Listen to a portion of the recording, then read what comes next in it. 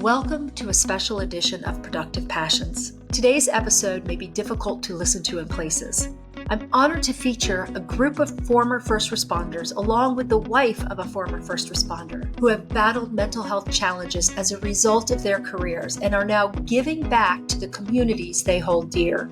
Through their stories of resilience and recovery, they've transformed adversity into a mission of support and healing. Join us as we explore their courageous journeys and the powerful impact they're making. Today's episode is dedicated to all of our first responders and the families who love them. Guys, thank you so much for joining me and saying yes to being guest on the Productive Passions podcast. It is truly an honor to have you all on as my guests. Thank you for being here. Thank you. Thank you for having me. Thank you, Christy. Yes, absolutely. So today we're talking about first responders and some of the challenges that first responders face during and after your careers. And I say yours because all of you on here are or have been first responders, with the exception of Karen, who is the wife of a former first responder.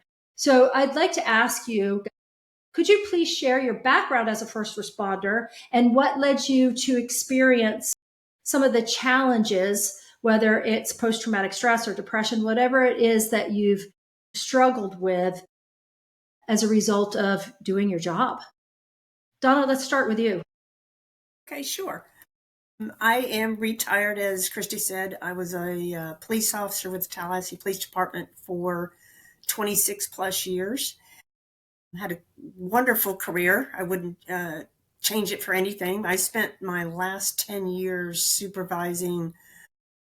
I was a detective sergeant supervising our homicide units. I've kind of had a front row seat to what we as humans can do to each other and to ourselves.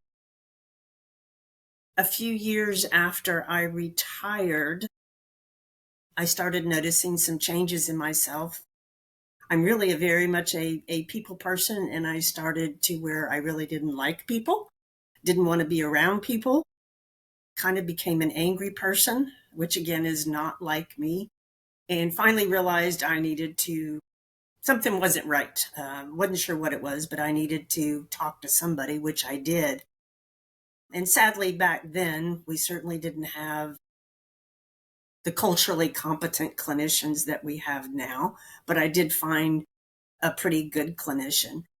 And when we started talking about my feelings and then we got into my career, one quick thing that right before I retired, one of our prosecutors for big cases like U2, especially as the supervisor, she wanted my credentials because I was going to testify in court, which was, how many, death investigations had you supervised, those types of things.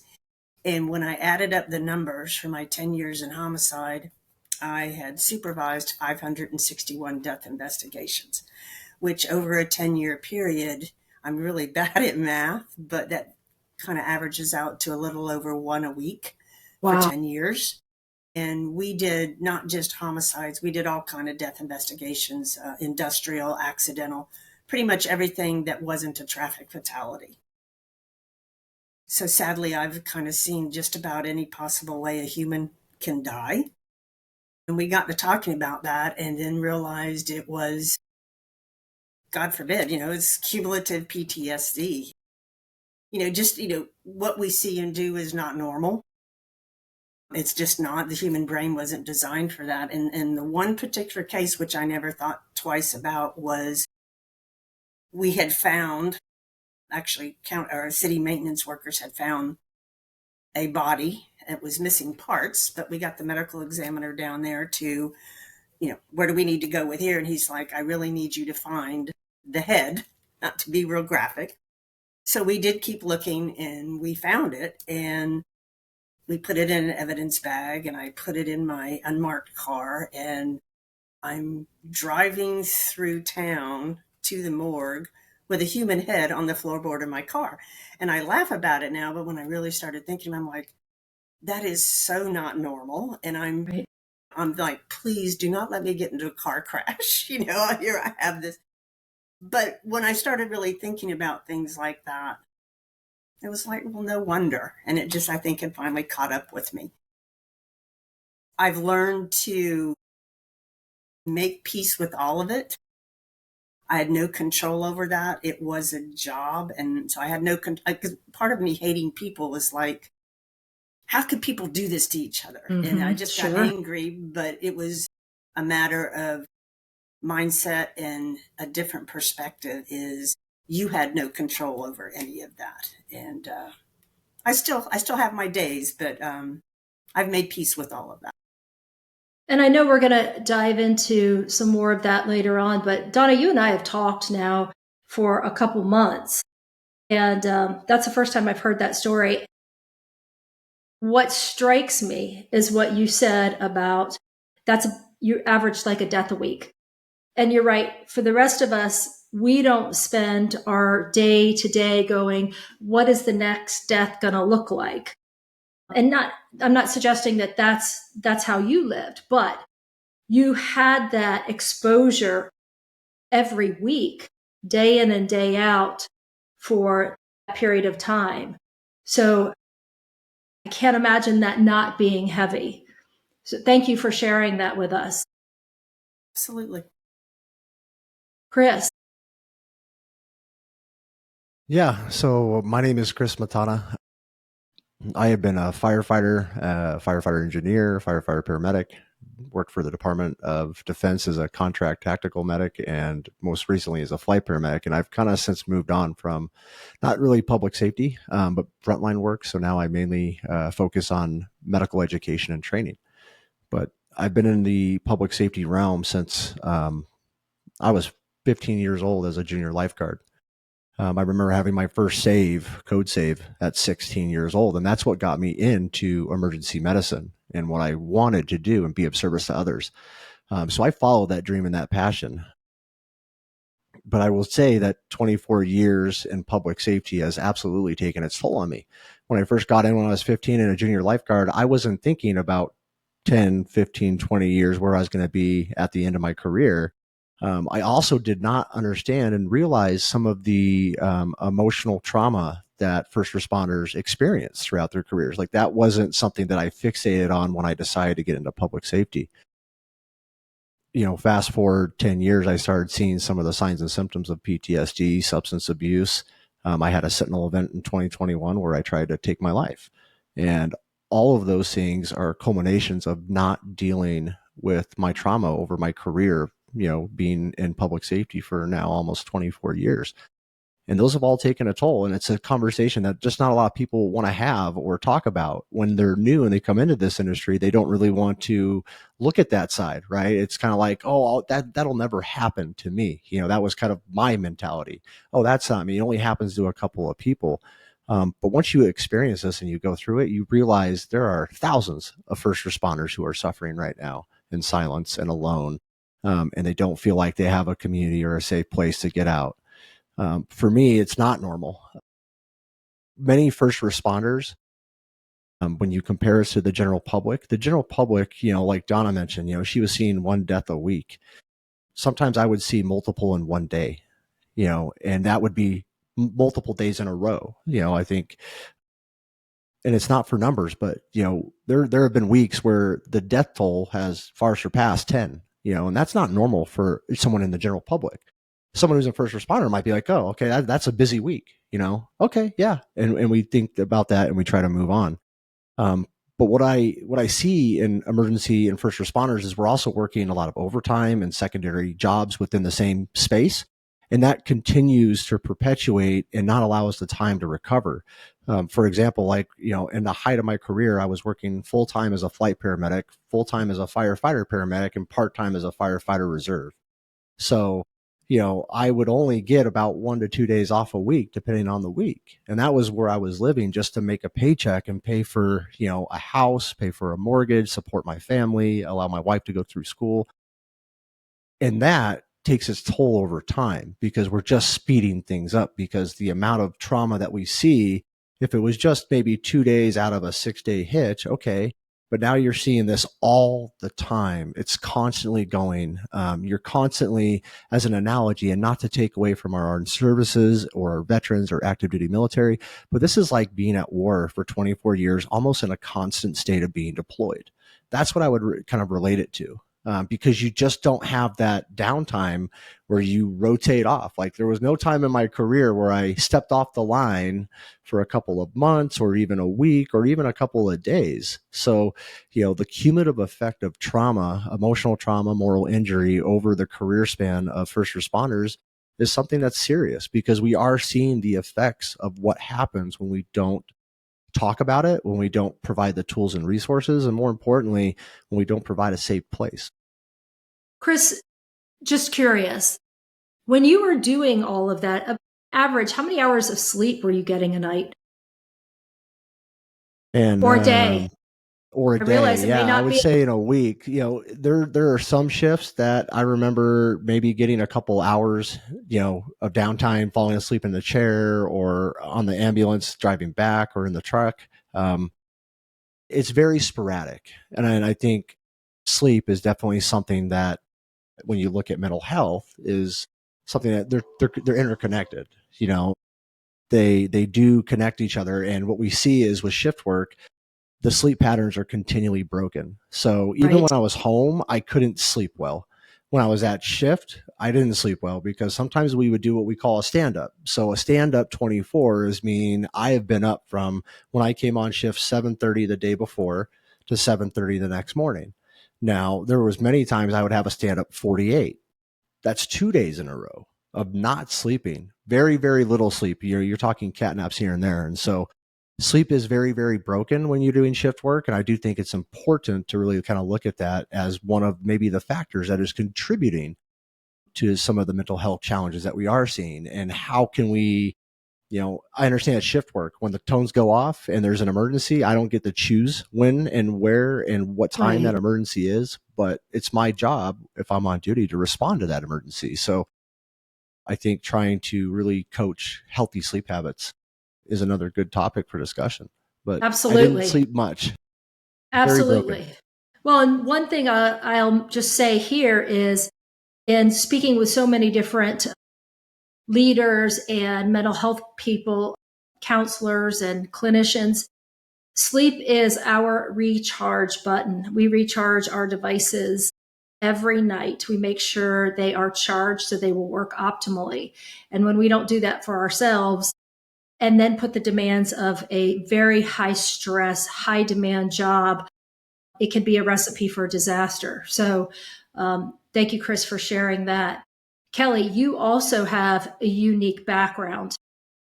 Yes. So, hi, everybody. I'm Kelly Lynch. I'm a licensed clinical social worker in Connecticut, and I'm also retired EMS. So, I've been off the road now for 12 years. I got pregnant with my daughter in 2012 and left the road and to become a social worker, and just never went back.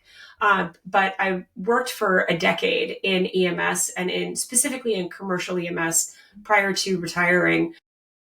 And currently, I'm one of less than 10, or actually less than 5 social workers in Connecticut who actually have a lived experience as a first responder. And so I absolutely would jump on the sleep train and say, like, this is one of the number one things and that I talk about with my clients, right? The first time that somebody comes to me and says, I'm not okay, I want to know immediately, how are you sleeping? What does your sleep look like? What are you doing to take good care of yourself?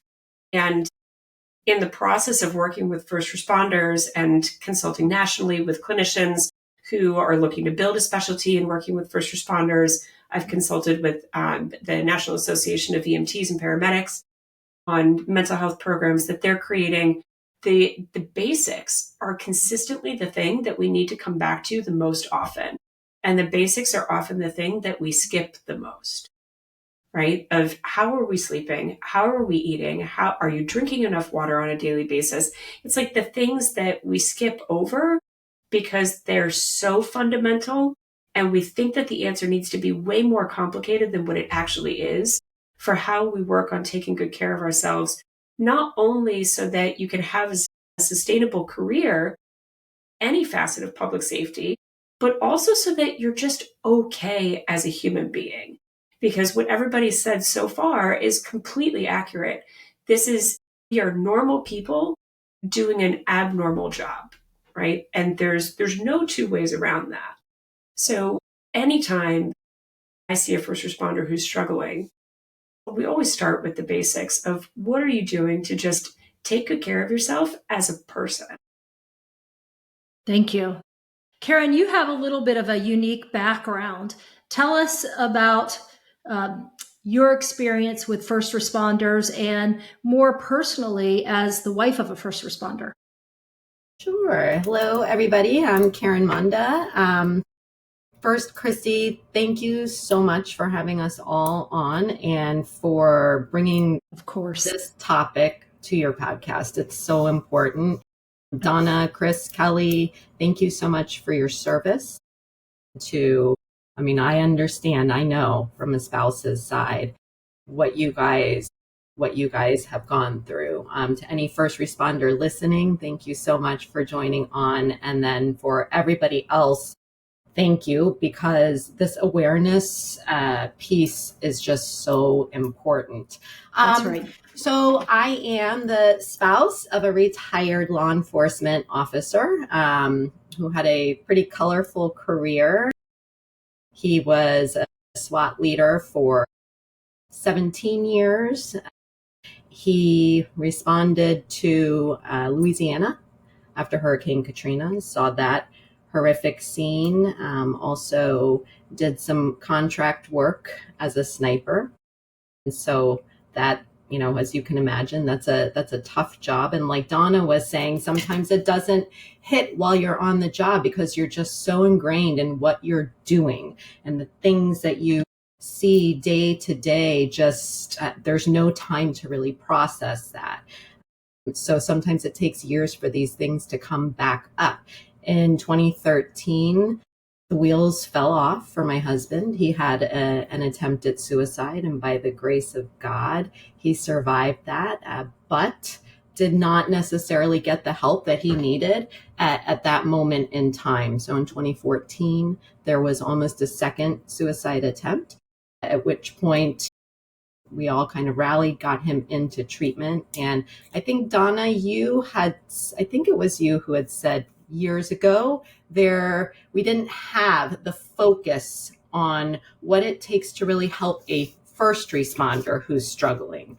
There has to be that competence there when you are getting the help that you need. They have to really have a deep understanding of what first responders go through, because just like Donna's story, can you imagine sitting there and listening to someone tell you what was in the back of their car? That's not a normal thing for anyone to go through. Or to hear, right, Kelly, or as a hear. clinician? Yes.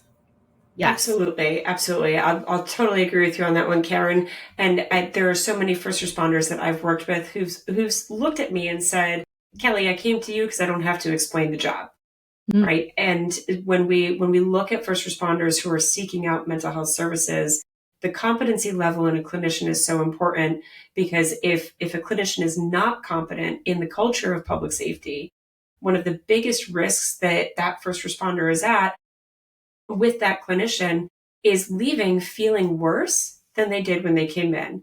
Because then they're having to not only explain the job to the clinician, but they're also looking at the clinician and saying, I think I might need to take care of this person if they can't handle the things that I have to say. When you say take care of this person, you're talking about the first responder feeling like they have to take care of the clinician. Correct. Who's there to take care of that. Okay. Yep. Okay. Thank you. But that really I can personally leads attest to that one. Go ahead, Chris. Yeah. I think that's very important, because when you talk about the clinical competency of clinicians, mental health professionals, it was one of the things that I struggled trying to find when I was looking for help. That's why I founded Mind the Front Line, is because I realized how broken our system is. We may have the resources. We may be talking about the resources. We may be talking and bringing up some of the conversation, but some of the things that we are still lacking, in my opinion, is the follow through, and that's on the other side. And so that's having people like Kelly Lynch, who understand what it is that first responders go through. Because I remember it took me about 5 therapists to finally find one that connected with me. And when you're that first responder, and this is before my suicide attempt, when I just felt like I was off. I needed to get help. The world was overbearing. Couldn't find my way out. I felt like I was lost. All of the things that are going on. And when you show up to a clinician, I still remember very vividly. I think it gave me my own trauma based along that. But I remember going in and speaking with this therapist for the first time. This is my first time actually seeking help as a first responder who is very much struggling with his mental health challenges. And when I walked into her office, I tried to tell her about everything that was going on. She immediately said, "Hey, I understand it. I think you'd be a good candidate for EMDR." And to give you a little preface, when I searched, use my, hey, here's my healthcare provider, went to their website, look for a mental health professional that states that they're competent in PTSD. They deal with first responders. So both of those tags were under this therapist profile. So that's what first responders are probably looking for. Maybe not, but that's what I was looking for. And so I found this. I went to this individual. We started the EMDR. It did not go very well. Not only was she not clinically competent to first responders, I felt like I gave her vicarious trauma through sharing my story, because by sharing my story, she now broke down, was crying because of the trauma that I had secondarily imposed on her. And immediately, like Kelly mentioned, I went into provider mode. Okay, I stopped caring about me, about my problems, why I even walked in the door, and I started trying to, be mindful of this individual who is now emotionally hurt and scarred because I shared just one story of one of the sentinel events that I had in my career that is still with me that I'm trying to shake off. And it left me feeling, as a first responder, when I left that office, I didn't have any resolve of my symptoms. If anything, they just now were very, very much alive and loud in my head. But on the other side of that, I left feeling very, very defeated. Like, it was very hard for me to go back, get on Google, get on the health insurance providers network, and then try to find another first responder after having just gone through that. And I ended up going through 4 more of those experiences before I finally found someone who is my therapist today and has been for the last several years. But she came out of the Salt Lake City Police Department and the corrections. So she worked with police officers, law enforcement, Department of Corrections. So she knew throughout her career about first responders and what we experience. And immediately when I had that first session with her, it was extremely different than the previous ones I had had with other clinicians who do not understand what it is that we see, experience, and do. And when you start unpacking things and they're not ready for that and they don't have that experience, it does cause additional trauma to the first responder who's actually looking for help, and makes things worse. And so that's just one of those experiences. I will say, Chris, and that is a very common story in my trainings with, which I'm with the Second Alarm Project now, and we do a lot of training around the state. And actually, there was a state anonymous survey done, and that is one of the larger issues with barriers to care for all first responders, is just that. And like I said, I can't tell you how many similar stories I've heard, and that's one of the things we really push. Is we do now have a lot of very vetted, culturally competent clinicians throughout the state that we can get people the help that they need. But tell us a little bit more about the organization you're involved in. I want to ask each one of you, because that's the other reason I have you on here, is because you guys are with organizations who can provide help. And then I'm putting the cart a little bit before the horse, because I definitely want to get to talking about overcoming that I'm too macho. If I'm good at my job, I don't need help. I want to get to that. But I also want to be sure the audience knows where they can find help. And you all are involved with organizations, or in your case, Kelly, you are the organization that is providing help. So Donna, let's have you talk a little bit about the organization that you're involved with and how people can find that. Sure.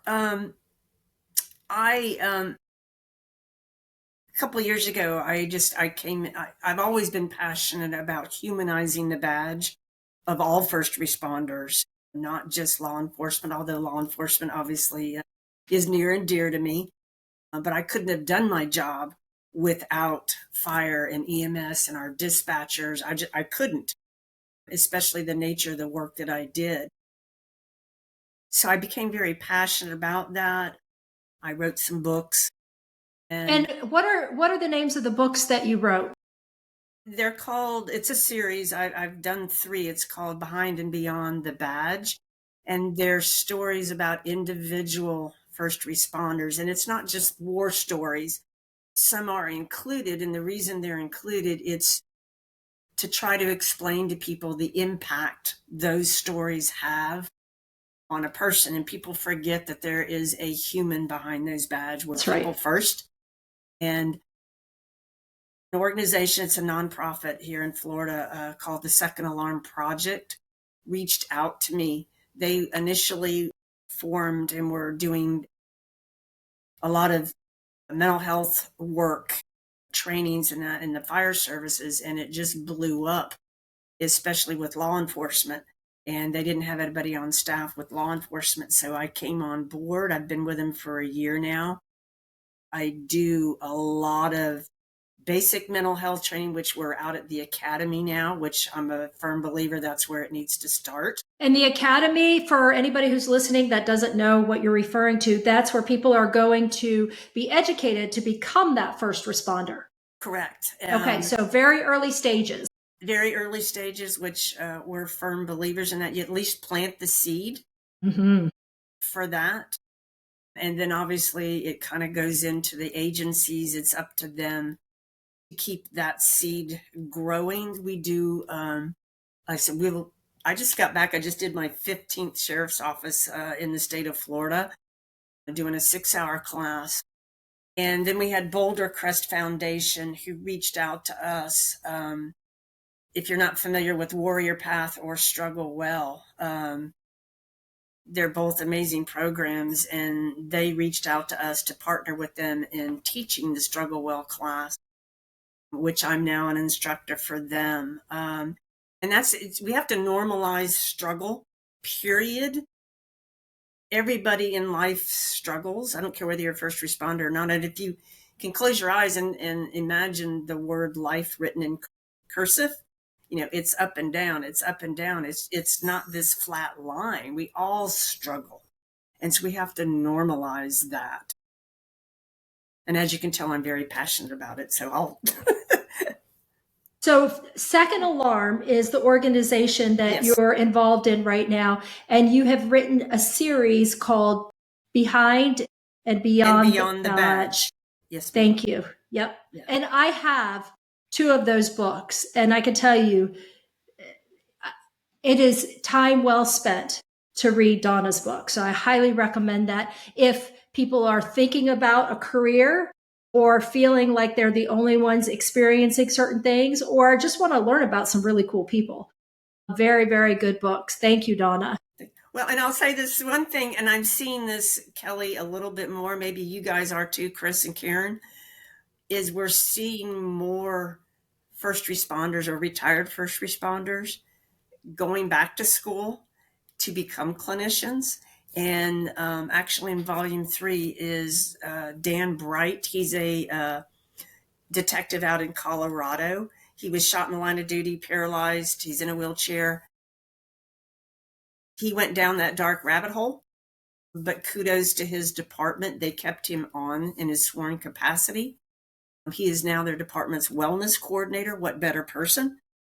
He and his wife just graduated from Colorado State University with their MSWs, and are already, they're already working with clients, both military, veterans, and with first responders. That's what we need. Congratulations, Dan. So yes. Kelly, kudos to you. I appreciate what you're doing. And Kelly, it sounds like a good introduction. Why don't you tell us a little bit about your organization and what you're doing? Sure. So I'm the owner of Turning Point Wellness, which is a private clinical practice in Connecticut. I specialize in working primarily, I work with all first responders, but the majority of the folks that I work with are primarily EMS and firefighters from combination fire departments who are providing both fire services and EMS services. I'm one of the state subject. Sorry to interrupt, but for people who don't understand the difference, what's the difference? Because for a lot of people, EMS is both. What's the difference? So EMS is providing emergency medical care. Okay. Firefighters they're firefighters, right? They're trained primarily to fight fires and provide fire care services before anything else.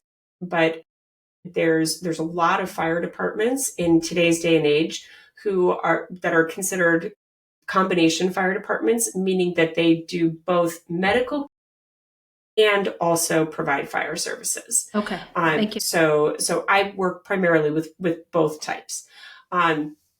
So I'm a state subject matter expert on all things EMS. I've provided expert testimony in the state of Connecticut for our PTSD bill that now exists in the state, where firefighters, police, and EMS providers are able to provide workers' comp coverage for mental health injuries sustained on the job. And I have, as I said before, I've consulted with the National Association of EMTs and Paramedics on mental health programs that they have worked on developing.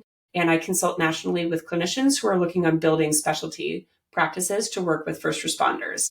So how do they find you, Kelly? Because as we heard earlier, that's a huge need. And It is. We have had at Productive Passions a lot of clinicians that have heard about this episode reach out because they're wanting to learn and understand how to better care for the Chris Matanas who come into their office so they're better able to serve them. So how do they learn more? How can they find you? So, I mean, you can get in touch with me simply by going to my website and just reaching out. So my website is turningpointwellnessllc.com. You can shoot me a message through there and we'll have a conversation. But a lot of clinicians find me honestly through word of mouth. And that's the thing that's so important to understand about the first responder community, that not everything is about going out and seeking someone online, right? It's more so about who comes recommended to you, because that's really where we end up being able to kind of like side skirt the experiences like what Chris described, right? Where if a first responder is left to their own devices to have to find a clinician who appears qualified on paper, that doesn't necessarily mean that they're actually qualified to do this kind of work. And that's incredibly important to really look at as a huge distinction in this field. You could have a clinician who is very experienced and well-trained to do a clinical job, but that doesn't mean that they're always well-experienced and well-trained in how to work specifically with this population. For first responders who are looking for vetted, qualified clinicians, there's things like the National Volunteer Fire Council, who run a national database of clinicians that they personally call and vet. I am on that list. You can also look at the National Emergency Responder and Public Safety Center.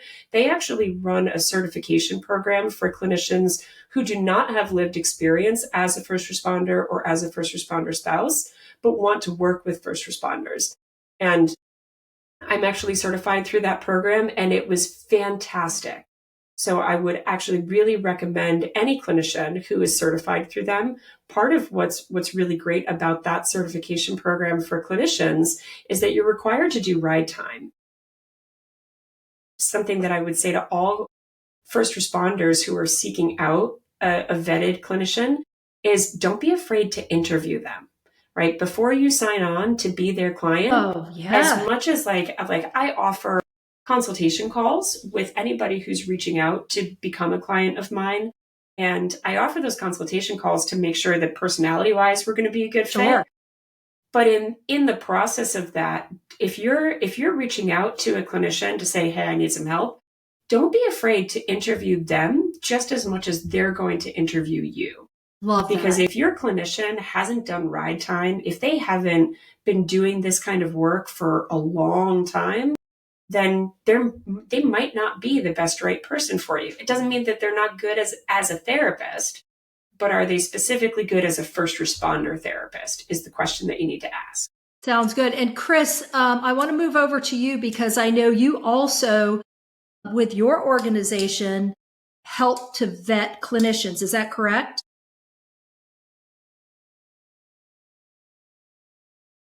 You're on mute.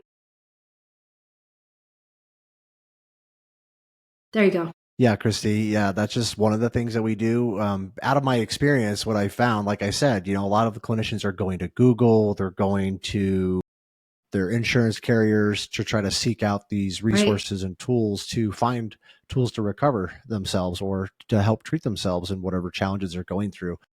So one of the things that we did is we created a state-by-state resource and a national resource page, and we're growing that self-reported or crowdsourced amongst first responders resource list, where we not only does our team or our organization, Mind the Front Line, vet some of these resources, we actually have them reported in and submitted by other first responders who have utilized those resources. And so once again, as Kelly mentioned, just because on paper they look good does not mean that they may be a good fit for our community or a first responder. And so one of the key things is knowing what I went through personally is I'm trying to hopefully reduce some of those barriers that first responders might encounter when they're seeking help for the first time.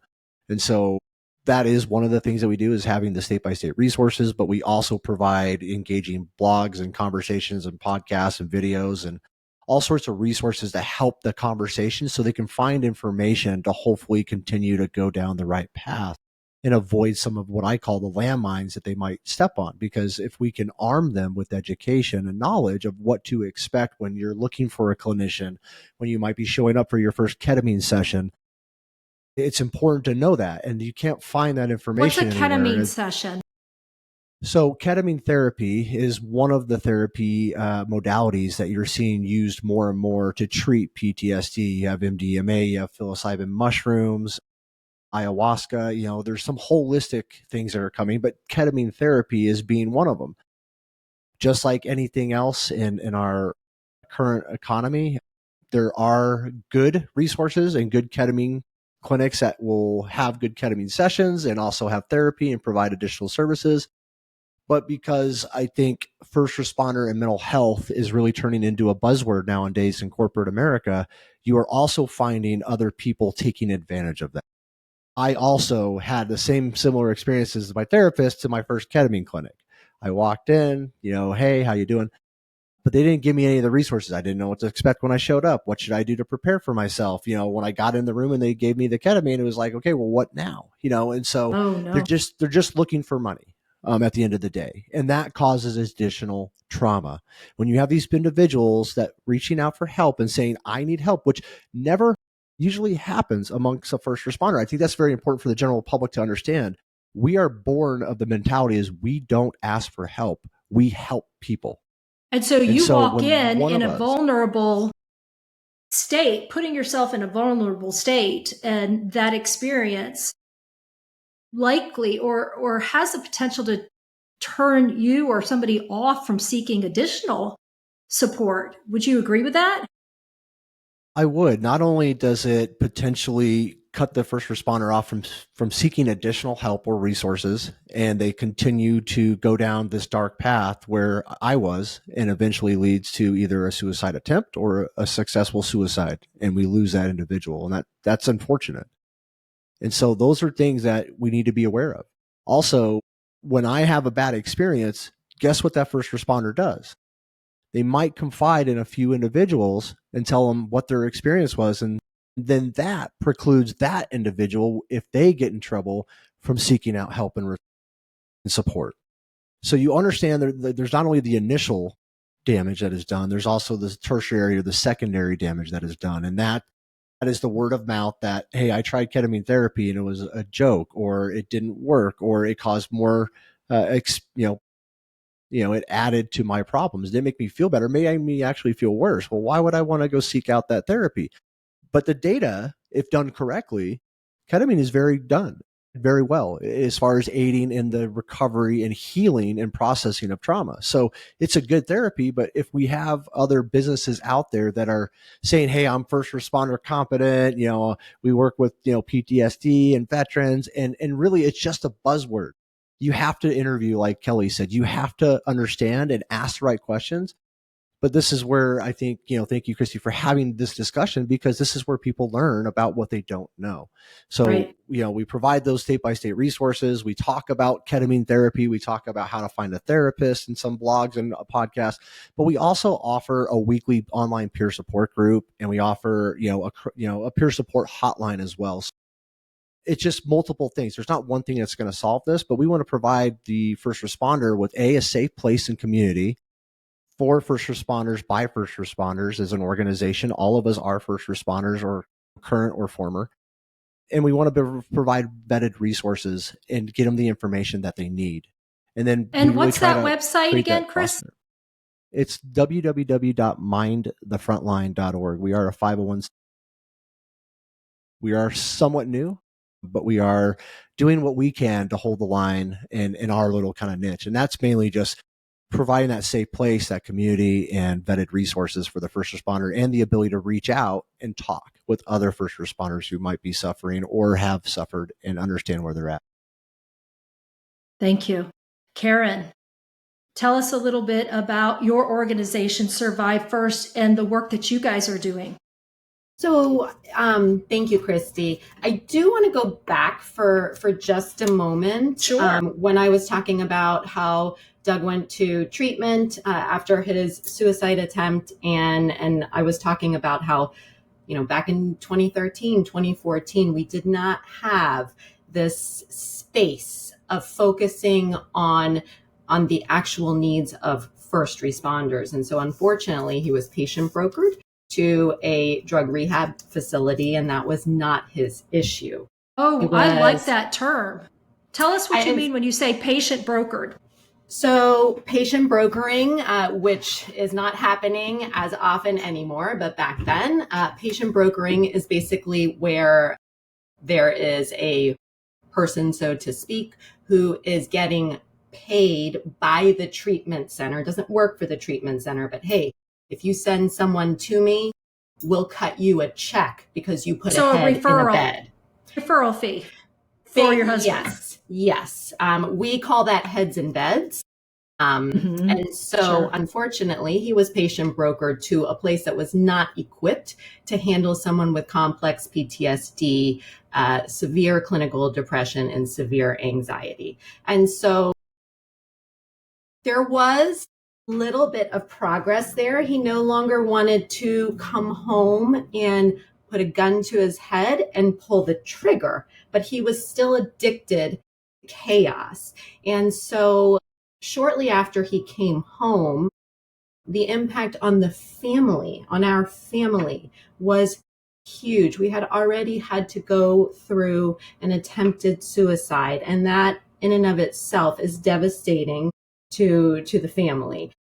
Yes. And then when he came home, trying to then continue to navigate when he didn't have the tools and the resources. Well, Christy, you know me very, very well. We've known each other for a long time, and you saw some of the impact with that, with myself. And we have 5 kids at home. My husband and I now speak nationally. And one of the things that he talks about is our oldest son just got out of the military after 6 years. He's finally home, and we are thrilled about that. But when he was deployed, he FaceTimed Doug when he had an incident overseas. And at first we were kind of laughing because we thought, well, who FaceTimes in the military? But we're in that space now. But he said, Dad, I finally get it. And Doug said, what do you mean you get it? And he said, I get it. He said, we used to, when you would come home, we would all be sitting there wondering, who's going to walk through the door? Is it going to be mad dad? They never started with happy dad because that was very rare. Is it going to be mad dad, sad, tired dad? raging dad, and so that was eye-opening to Doug.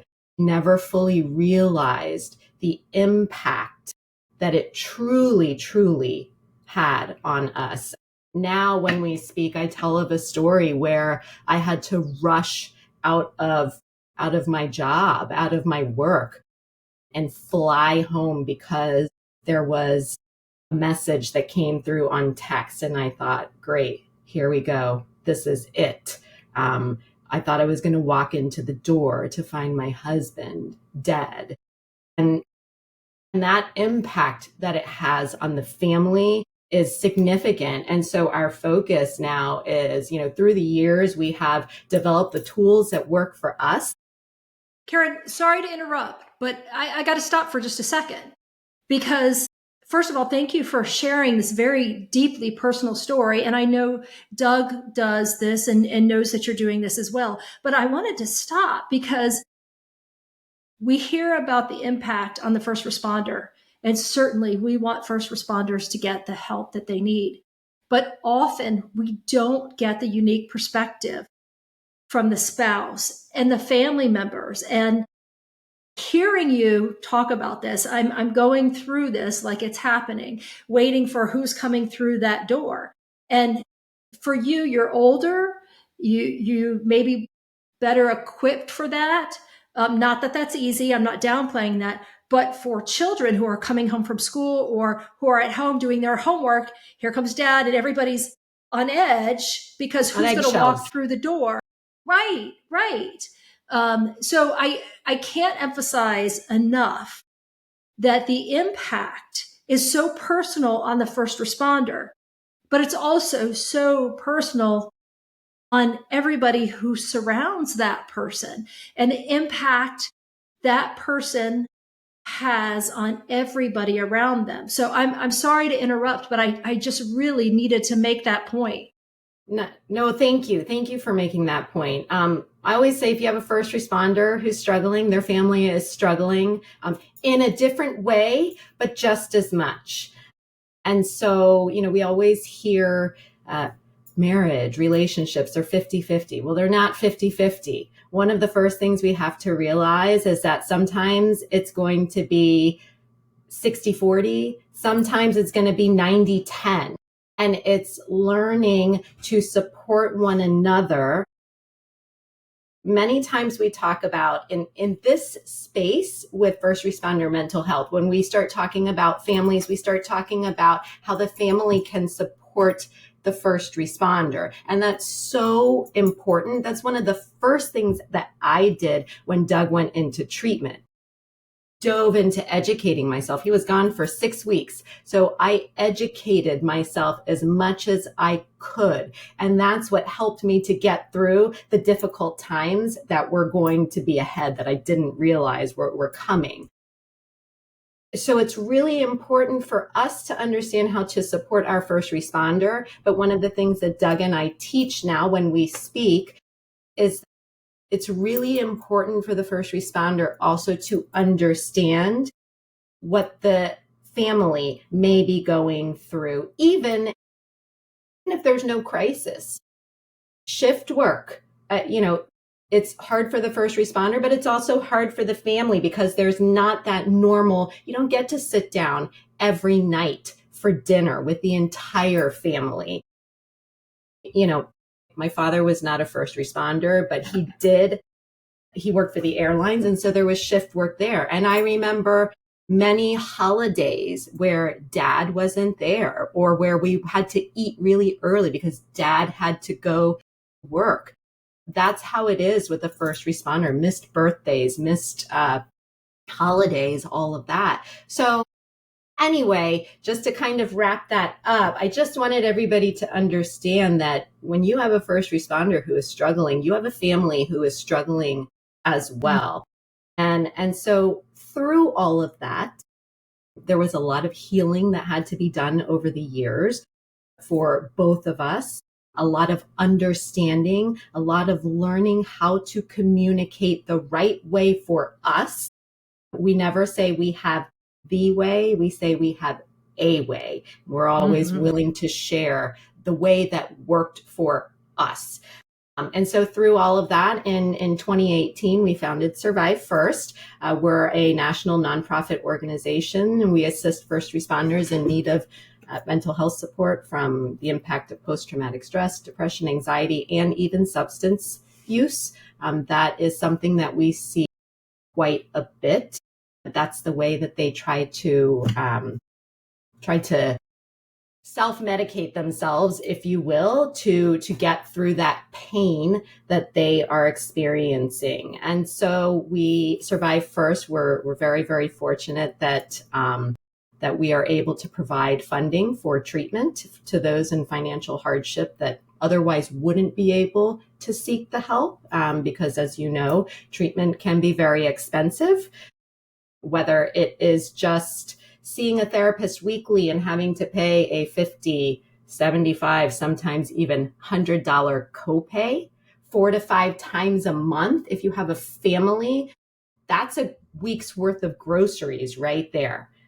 We experience. And then if your family is getting counseling also, that's it's another. It's a lot to take care of that family. And you talk about going to inpatient treatment. Well, there's always going to be at least a several $1,000 deductible. But then if you choose to go somewhere that's out of network, you may be looking at tens of thousands of dollars. So we assist that way by supporting first responders and their family members that would be in financial hardship. And we also offer educational seminars, as I said before. We have an amazing team here at Survive First with some very, very lived experiences with what they have gone through. And then also we offer peer support. I wanted to ask you guys to talk a little bit about how to approach a first responder, a former first responder who appears to be struggling, but is either in denial or says nothing is wrong, but exhibits signs, or the family is very much struggling and really wants their loved one to get help. How do you approach that? What's the conversation? And anybody can jump in here. So I think I'll jump in. Thanks, as Kelly. a mental health person. One of the things that I say to a lot of my folks is that if they have a partner who's really obviously having a hard time, just start with making observations, right? And just be like, look, I really care about you. You're somebody that I trust. We rely on each other when we're on shift. And there's a couple things that I've noticed that are different lately from how I've known you to be before I had this one really bad call, or before, like a few months ago. Just start with making just observations, but lead with, I'm saying these things because I care about you and because you're somebody who matters to me. And if I'm wrong, and that's fine. Like, I'm happy to be wrong. I hope I'm wrong. But I'm going to say this because what if I'm not wrong? Right? And so I frame that to my clients as like, just do a buddy check, right? I call it buddy checks because these people are our buddies, right? Like, these are the people that we rely on. These are the people that we trust. And we want our people to be okay. And sometimes you're just not okay. So I want to do a little role play, if I could, and anybody can respond, because I've had a little bit of experience approaching someone with this and did not know how to respond to what was coming back at me. So you've just said that to me, and I say, I don't know what you're talking about. I'm fine. Do you know what FINE stands for? I'm sure you're going to tell me, so go ahead. I am. So there's a line in the movie, The Italian Job, and it's my favorite line out of any, like, it's not necessarily my favorite movie, but it's my favorite line out of any movie I've ever seen. FINE stands for freaked out, insecure, neurotic, and emotional. Don't tell me you're fine. Don't pee on me and tell me it's raining, right? Like, I know because I know you. You know what? My job is hard. I'm tired today. I haven't gotten a lot of sleep. It was a stressful day. I just need to stress and I just need to de-stress. I need to get some sleep and I need people to quit asking me, quit hounding me and nagging me about this. I know. I know that it's hard to have people ask you, but why do you think people are asking you? We ask you because we care about you. Thanks. Chris, I saw you ready to jump in there. And I know you and I have had conversations about that too. Like, how do you approach that tough guy or tough girl who, and I think, correct me if I'm wrong, I think you were that person that was tough. You wear a badge, you're tough. And by the way, that's what the community sees when we see the badge, is that person's tough. I definitely was wearing a facade. I think a little bit of the ego gets in the way, especially a lot of us are type A, and so we don't want to show weakness. It's a culture thing in first responder communities, and so it's kind of ingrained. Like, you don't show weakness. You push it down, you push on through, you get through it. Suck it up, Buttercup. There's a lot of one-liners out there, and I love Right. that. Fine, by the way, Kelly, I think that's amazing. But I was that individual. Until you finally, and I don't know, all I can do is speak from my experience, but for me, it took me to get to a place where I broke, and I knew I was broken, and I was so broke that I knew there was only two ways to get out of this: either finally admitting I have a problem and I need help and being willing to receive whatever help came my way. It would be almost in relation to someone who's out there that doesn't know how to swim, that is drowning in a pool. There's a lifeguard on the side that says, hey, if you just grab onto this rope, I'll help you. That's what you feel like when you're in that moment.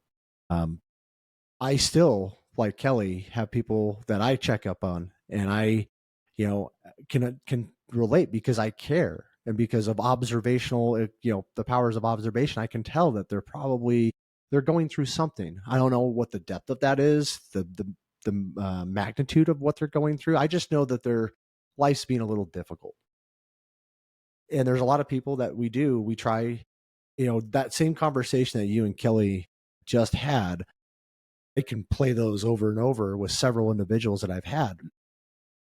And some are willing to receive the help, and they're ready for it because they don't know what else to do. And they're at that point. There's others that may not be at that point, and they're still in denial. And all we can really do, I can't change their response. If they're going to tell me that they're okay, they're going to tell me they're okay. If they're going to say nothing's wrong, nothing is wrong. There's nothing I'm going to be able to do to change their mind. What I can do in that instance is exactly what Kelly did, is just let them know that, hey, I'm here. If there is something that is challenging and you want to talk about it, we can talk about it. If you don't, and you just want to hang out and go catch a movie or go hit a bucket of balls, let's go do that and not even talk about it. Because sometimes they just don't want to talk about it because it's so scary and it's so fearful, you're giving and them they don't know what to do. So you're letting them know you're available to talk. It doesn't have to be right now. And even we can go do something else. I really like that, instead of pushing and pushing and pushing because I know I'm right and there's something wrong, but respecting that they're not in that place yet to talk about, but you've opened a door and you've said, and by the way, let's spend some time together. A good example. I just had a friend that came out last weekend. I could tell that they were being challenged. Don't want to ask, don't need to, we have that bravado. But I said, hey, why don't you come out to Utah? Come spend a couple days with me. Let's go fishing. So we just went fishing. That's it. The conversation naturally occurs when you provide that opportunity. But sometimes you can't come at it, no offense, Kelly, like a clinician. You got to come at it outside the box and say, hey, okay, there's not a problem. Fine, sure, great. Hey, why don't you come hang out with me? Let's just go do something, get outdoors, disconnect, do something. And then what you find is the conversation inherently opens up other things. And we had some great conversations. And I feel like we both got a really big benefit out of this last weekend. But there are a lot of first responders out there that just don't want to say, hey, the elephant's in the room. They're going to sit there and deny that the elephant is in the room. I denied it.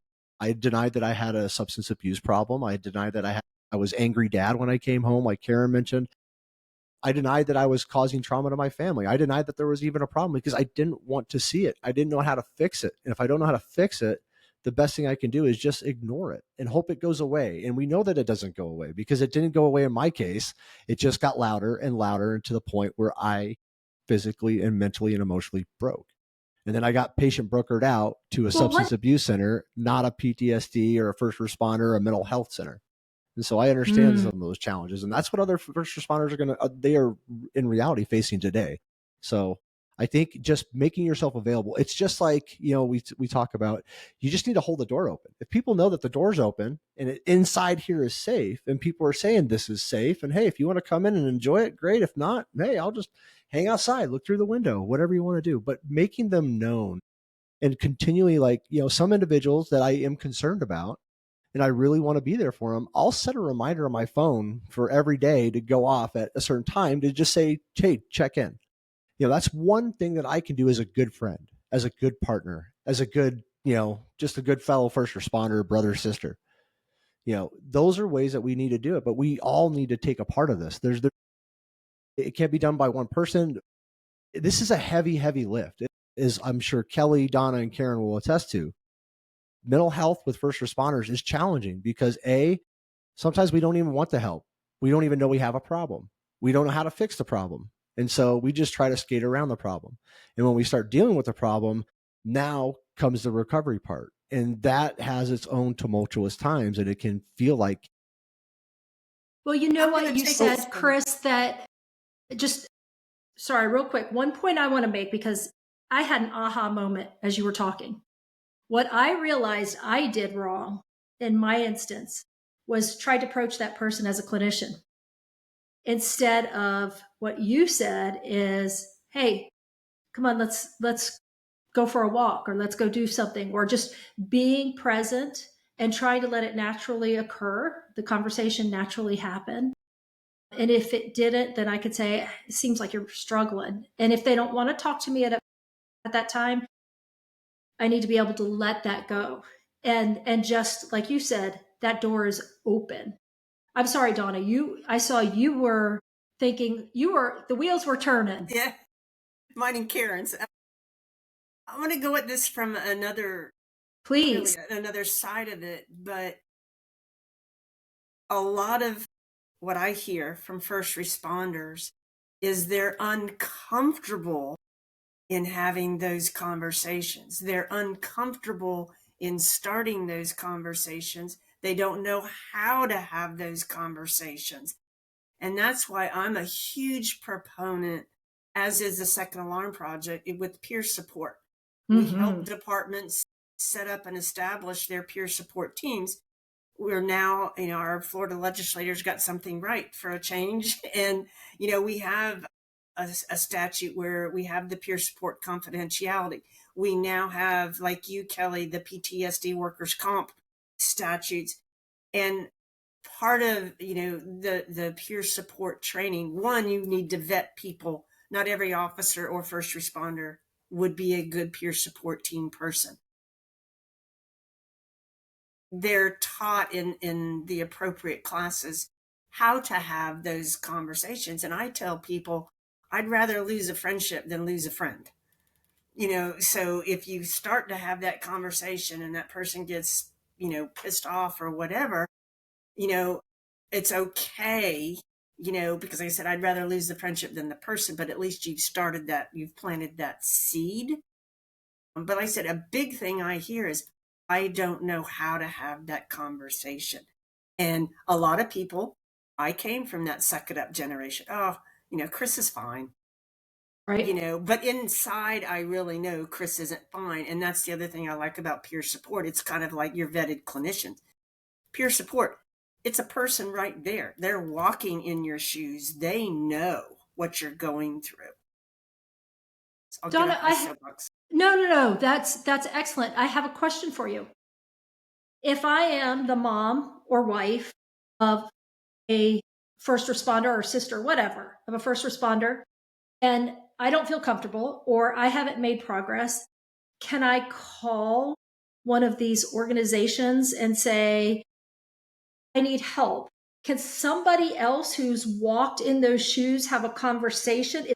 Is that even possible? Does that happen? I see Karen and Kelly and Chris all shaking their heads.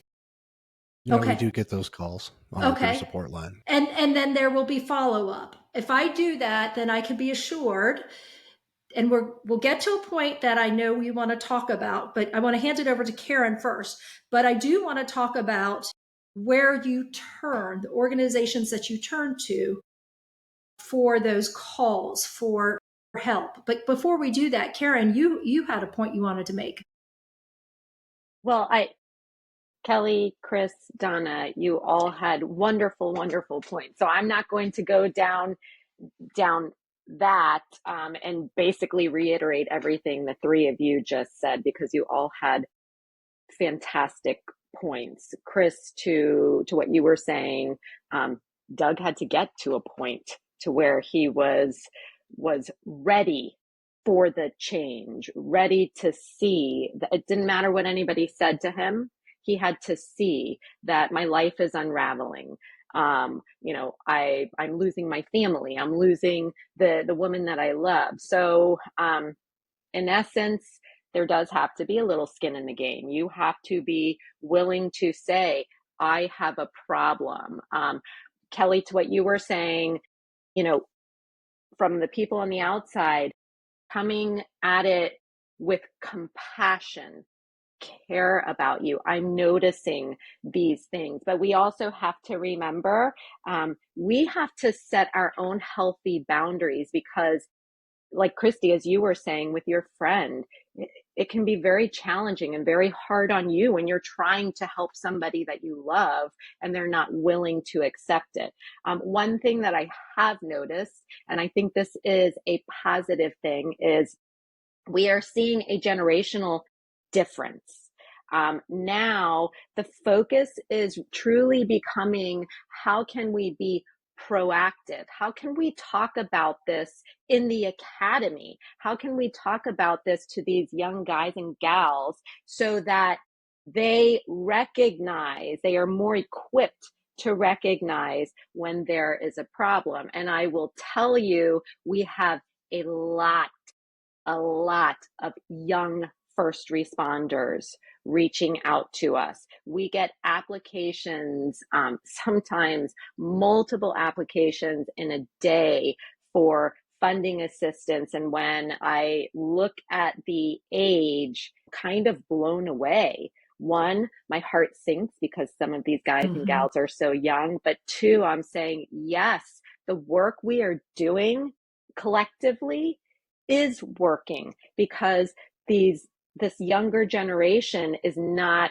so afraid to reach out. Maybe not within their own department. That is still a problem. Peer support is a wonderful thing, but not everybody feels comfortable going to someone within their own department. But they are finding resources and they are reaching out.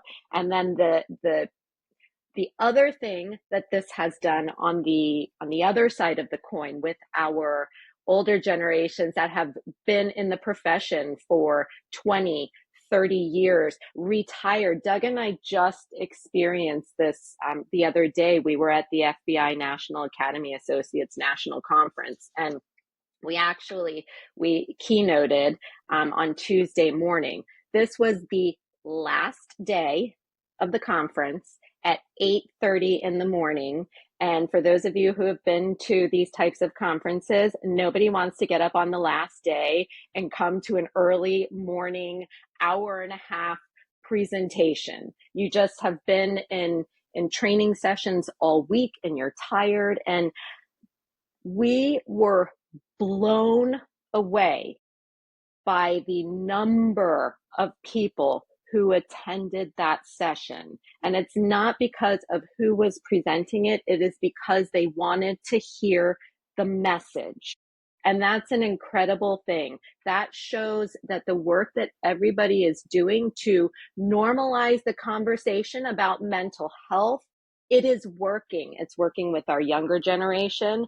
And now it's actually I shouldn't say trickling because that would be down. It's climbing the ladder to those who have been in the profession for decades and those who are retired as well. Of course, we're always going to have those people that we are worried about. Same conference, a dear friend of ours who went through something tragic a couple of years ago. He was at the conference, and we know that he's struggling. And I just walked up to him and I said, friend, how are you? And I could see it in his eyes. And he didn't say, I'm not okay. But he was talking about it and started to talk about how, I don't know why, but I'm struggling all of a sudden. And so just having those conversations, Kelly, I think it was you who said buddy check. That is what it is. It's a buddy check. Just sometimes saying, how are you? And then, having that compassion to have the conversation. But things are beginning to get better, and we're seeing that every day. Doesn't mean the struggle is gone. Yeah. I want 2 quick points to real quick with the tails on what Karen says. Yeah, I want to be just real quick. I want to be mindful. Chris has got to hop off. No, I want you to make your point. But I want to ask a question. I definitely want Chris to be able to give input, but please continue, Donna. Well, and Karen mentions the retirees.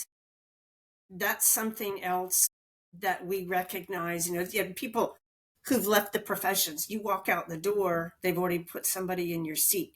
And a lot of people, they lose that identity that, as first responders, we're givers. We want to help. And all of a sudden, and especially those who don't prepare for retirement. But like my old agency, we used to have a retiree picnic once a year. We'd have 20, 25 people show up. Part of my job with Second Alarm is I'm working with agencies to build a stronger retiree program as well. So I work with my old agency. They're willing to do it. Last year, we had over 100 show up, and we've got another one coming. And the first thing I did was put out a survey, and I was surprised how many results I got. And a lot of it is I'd like more access to mental health stuff, because that's something they didn't have when we worked, and those types of things. So I just think that's a forgotten group but I totally agree with you. I think everything everybody's doing, it's a slow climb, but we are seeing that positive. So hear me, audience, when I say seeking out mental health is acceptable. It's necessary. It's important. There are so many people who care about you. Whether you are in the very beginnings of your career or you're retired and you're years removed from your career, please seek the help that you need. And I loved Chris's analogy of a drowning person in a pool. That person would accept that life raft or that life preserver that was thrown to them. We want you guys around. And I think in the moment when you're there, it's hard to think about all of these things. So if people can get help before it gets to that point, and if our agencies start having more conversations, and I know we are, Karen, to your point, it is becoming more normalized, but there's still work to be done in the education from the beginning throughout the career, at the end of the career. It's so needed. My last question to you guys, and Chris, I'm going to start with you. If you could tell your community anything about being a first responder, about how you want to be interacted with, about your life, if anything, if you could talk to your community right now, what would you say to them? Man, way to put me on the spot on that one. That's a heavy question. Take your time, because remember, we have the magic of editing. So. Yeah. No, I think if there was something I could do to go back, and I still do preach to my community. That's one of the things I do as an advocate for mental health and first responders. Like, that hasn't stopped. I may not be working the front line, but I'm definitely working the back line as hard as I possibly can right now. It would be to have grace. Really, it's just being kind. And it's not just with first responders, first responders specifically because I am a first responder, but it's just having grace and being kind, because there's a lot of things going on in this world right now, and you never know where someone is at mentally and emotionally. They may seem fine. They may seem like a healthy duck. They may be swimming like a healthy duck, but in reality, they may actually be that drowning person that we talked about in the pool, and you wouldn't have any idea. I've seen, and I've done a good job of myself at hiding a lot of my symptoms, hiding my emotions, hiding my feelings, hiding my suicidal ideations from everyone, including my spouse. So you never know where somebody is at. So I think just being kind and just being understanding that these individuals, they go through a lot, in their career, while they're on work. So if you see one that is in uniform or off duty, and maybe it's a neighbor, just be thankful. I think just something simple is just, hey, thank you very much for your service. It doesn't have to be anything extravagant, but it does let that individual know that you see them. I think that's important, because a lot of these people that are struggling, like I was, you feel alone, you feel isolated, and you don't feel seen at all. And you don't feel like you have a value or a worth. So being seen, I something very small you could do. Hey, how are you doing? Making the opportunity to make that connection and just say hi, I think is just something nice that you could do to let someone know that, hey, I see you today. And maybe that's all that is. And I'll lead off with this, because there was a gentleman who committed suicide by jumping off the Golden Gate Bridge. Some of you might know this story on this call. He wrote a suicide note in his hotel room that said if anybody stopped and talked to him and just said hi, or was concerned about him, he would turn around and go right back to his hotel room. He walked 3 miles and not one person said anything to him. So you never know where somebody is. So just saying hi is probably the nicest, easiest thing you could do for someone today. Wow, Chris, thank you. Talk about the little things, right? Making a big difference. Well, It is I about want the to little thank you things. for your service in the past, right now, and in the future. You're making a difference, and I thank you sincerely. I can't express enough to you and to this whole panel how important the work you're doing is to me personally. So thank you for being there for anybody who's asking for your help. Thank you. Thanks, Chris. Thank you very much, Christy. I appreciate it.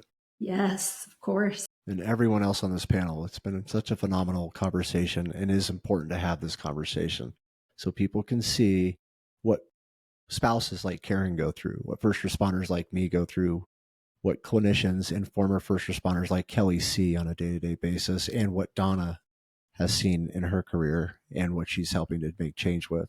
Because as we can educate our community and those that are listening, we really can make a difference. Yes, we can. Thank you.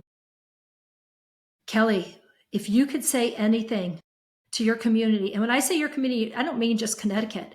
If you could say anything, what would it be? So I have actually 3 things to say. Okay. So first, to command staff, make sure that you watch sick time and PTO in your employees and the people that you supervise. One of the biggest signs of a red flag happening with somebody is sick time and PTO abuse. And that's an easy in to be able to check in with somebody and say, hey, what's going on? How you doing? Wow. Yeah. Right? And to clinicians, the 2 biggest times that I worry about a first responder is when they're out on injury and when they're about to retire. And especially if it's an unplanned retirement.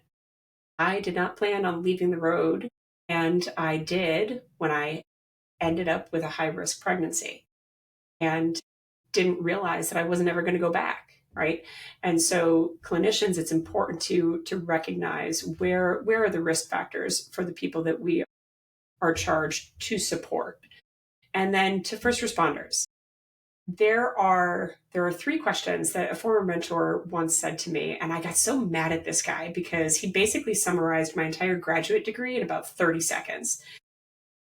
But these 3 questions are so important for so many people to understand, because we've been talking about these three questions without realizing it for the last hour. And all people ask a variation of these three questions all the time. The three questions are, is it possible? Do I have permission? And will you go with me? And when we talk about the possibility of something and somebody asking for whether or not something is possible, what they're asking for is it okay to have hope? And when they ask about, do I have permission to do this, right? Like if somebody says, do you really think I can do this? Is this okay? They're asking about permission. And we seek that out from the world around us because we want to know that it's okay to think that there's something beyond the point that we're at, right? We want to know that it's okay to think that we can get better or that we can feel better. And then when we ask whether or not somebody will go with us, I say to my clients, just by virtue of you hiring me, you asked me to go with you on a journey. You didn't realize that you were asking me that question, but that's what that is. So when somebody says, will you go with me, right? Even though they're not ever going to use that exact kind of language, they're asking to not have to do something alone. And the reality is, as first responders, sometimes we need other people to answer that question for us. So when somebody's doing a buddy check with you, they're saying, hey, I'm willing to go with you. Will you let me come with you? And so it's important to pay attention to where these three questions can show up because they're all over the place. They're everywhere all the time. Thank you, Kelly. And thank you for your service. And thank you for your perspective as a clinician and former first responder. It's so critical. As I said, we've had a lot of clinicians asking about this episode because people genuinely want to learn how to help first responders and their families. So thank you for sharing that. You're Donna, welcome. if you could say anything to the community, what is that? It echoes some of what Chris said and with Kelly, but first responders are people just like everybody else. The only thing they do is they put on different clothes to go to work. They're ordinary people who are tasked with doing abnormal things every day. And to go to the first responders who do that, yes, we're resilient and that's part of the job. And so we're great at that. And so every time you have something, you just put something else in that rucksack or that. But eventually, if you don't know how to take care of yourself or you don't put yourself as, you have to be the number one priority. And as first responders, we always get that backwards. We take care of family, community, whatever first, and we put ourselves last. That has to change. It's not selfish to put yourself first and learn to regulate, because we all know if you don't regulate, you're going to do what? You're going to self-medicate. And we don't ever want you to get to that point. I believe in the power of sharing stories. You could sit and read a book or read this or read that, but when you have a fellow first responder who's willing to put themselves and their stories out there, I think that has a huge impact. So thank you to Chris, thank you to Kelly, thank you to Karen, everybody. I think those are powerful things in themselves. That's, I guess, really what I have to say. Thank you, Donna.